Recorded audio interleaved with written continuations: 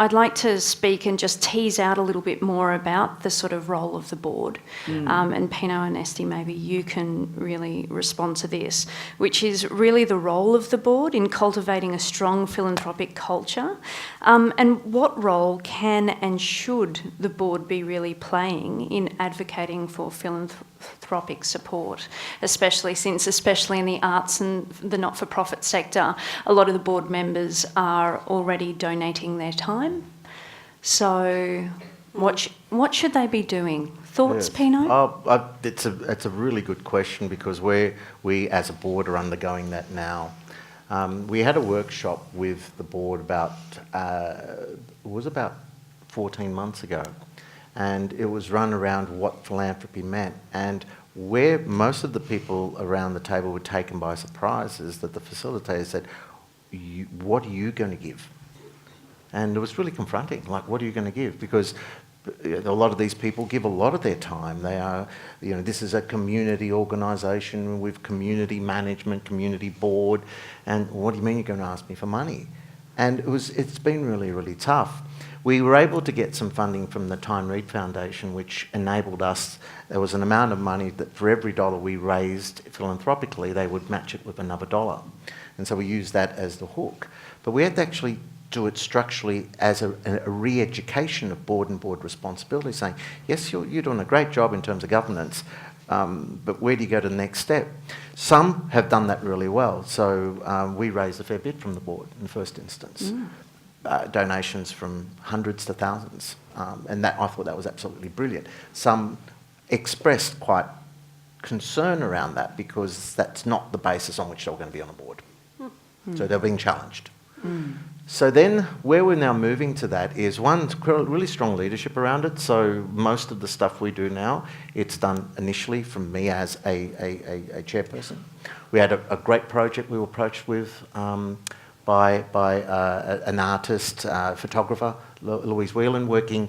She was doing a project as part of Youth Week. She got some funding from Sydney Council. The money wasn't enough to do everything, and she wasn't incorporated in any way, shape or form, so she came to ICE to Auspice. We had a funding shortfall.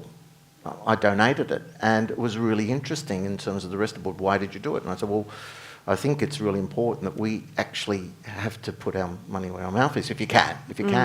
But that then generated a far larger discussion around what is then the responsibility? Because if it's not something you're comfortable with, then I think we've got to be mature enough to say it's not everyone's cup of tea. And I remember I spent some good 2 years on the Starlight Foundation board, and I went onto that board thinking I was going to affect the way the organisation ran and who it was going to access as children. The reason they wanted me on the board was to try to attract dollars out of the Chinese or Indian communities in terms of to come to the Five Chefs dinner. And I go, that's not my gig. I'm a structural reformist. I want to be on the board. And they go, you're on the wrong board. You're on the wrong board. I don't think the people we're now trying to take along this journey are on the wrong board. I think we need to be able to articulate ways and means that they can actually do stuff according to their capacities. And if they can't or do not feel comfortable, what can we do to allow them to then almost sponsor in other people who will give? So if you can't, then, and if it's not giving in dollars, is there a sense of what we bring? So rather than coming to a board and just being a governance, part of the governance structure, is actually saying, what am I materially going to bring? Whether it's dollars, whether it's influence, whether it's connection, whether it's funding.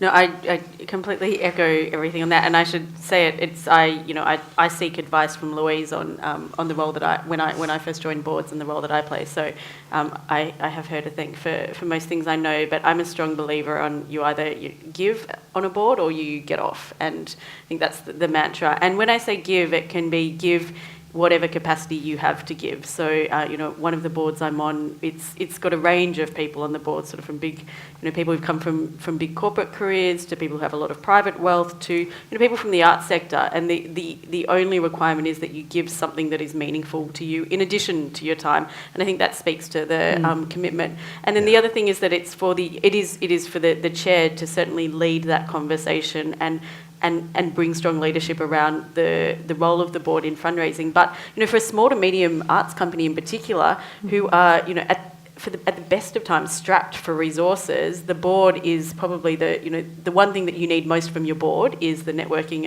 and the fundraising. So it's a conversation I think to have with the chair and also with the board is what they need to be empowered to fundraise on your behalf. I know for one of the organisations to sit on it was supporting actually helping us articulate what it was that the company does. We all had our own notions, but some clear, even just talking points, and then making themselves available for meetings when we'd set things up. But the board are your biggest ambassadors, and they should, if they don't see that as their role currently, then someone needs to have that conversation with them. If they just see themselves as a big rubber stamp, maybe there's a little bit of capacity to be built there. Yep. So but if you've got the right chair, it will flow. I mean, you can just see it now with Pino. You can see why ICE is so successful. I mean, the fact that you are incredibly articulate about the business, let alone being able to talk about this topic, says a lot. And I think the problem with a lot of organisations is they haven't got the right chair, or they haven't been able to make the courageous decision to get rid of the current chair. And I've mentored a few arts organisations over the years where we have exited the chair because we needed the right leadership when it came to sustainability of funding, and it's not an easy thing to do. But I firmly believe, that the chair, when we started Arts Support Australia, David Gonski and I said one of the things we wanted to see is boards who are not just volunteering their time. And taking up on Essie's point, absolutely it's about capacity to give.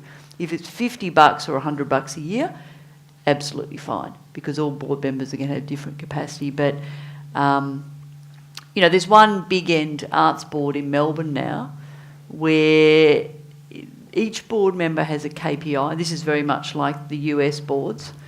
It's $50,000 a year, and it's either donate it yourself or your company, get it from somewhere else, or a combination of the two. And you're absolutely judged on that. I mean, when I started at the SSO, Helen Lynch took over from Leo Schofield as the chair, and we both sat down and we said, what about doing something similar to that? And we did it. I mean, it was $5,000 at the time, and a potential board member did not get past the initial coffee with the chair unless they were willing to do that. And it doesn't have to be anywhere close to that figure, obviously, for a small to medium. I mean, Sydney Symphony is a big, prestigious board that attracts very, wealthy people, but I think arts organisations have got to be much more discerning about the matrix and the skill set on the board. The amount of organisations that come to me and say, I need a fundraiser or a philanthropist on my board, and I say, well, actually, go back to the basics about the skill set you need and make sure that if you do need financial skills or legal skills or strategy skills or government skills, that person you choose is going to be a donor and is going to have a network. It doesn't have to be wealthy people, but they've got to have a network where if they're a donor themselves, they're willing to actually spread the word about the organisation and get involved and bring some of those people in. So it's not about, the size of the cheque. it is madly symbolic. It's very, it's about the principle of the thing.